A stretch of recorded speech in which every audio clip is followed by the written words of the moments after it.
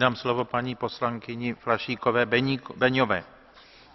Ďakujem veľmi pekne, pán predsedajúci.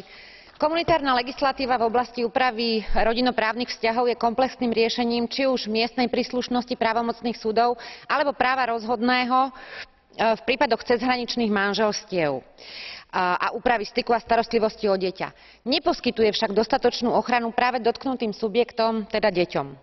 To spôsobuje, že deti sú častokrát prostriedkom vybavovania účtov medzi bývalými manželmi, respektíve partnermi. Strohým nasledovaním textácie právnej úpravy dochádza k situáciám, kedy súdy členských štátov umožnia rozdelenie prirodzených zväzkov medzi matkou a dieťaťom. Z tohto dôvodu apelujem na príslušné inštitúcie Európskej únie, aby zosúladili stávajúcu legislatívu s čo najväčšou mierou rešpektu ochrany pozitívnych záujmov dieťaťa, nielen prostredníctvom vágnych únikových... Paní poslankyně, zpomalte trošku. Tlumočníci mají problém tak ja sa ospravedlňujem. s tlumočením.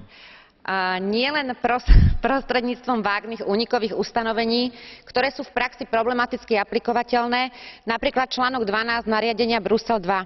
Dôležitým momentom je tiež láskavé a prirodzené etické pristupovanie súdov v prípadoch rozhodovaní takýchto sporov, a to najmä s ohľadom na ochranu práv a oprávnených záujmov dieťaťa. Ďakujem pekne, ospravedlňujem sa kolegom aj tlmočníkom, ale je to tak dôležitá téma, že v tej jednej minúte sa ju proste nedá pomalším tempom obsiahnuť celú, pán predseda. Ďakujem.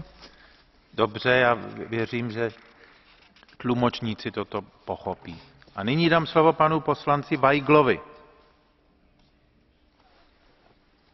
Molim. Spoštovani predsedujoči, ponovno se dogaja flotila za Gazo in sproža burne razprave o umestnosti potreb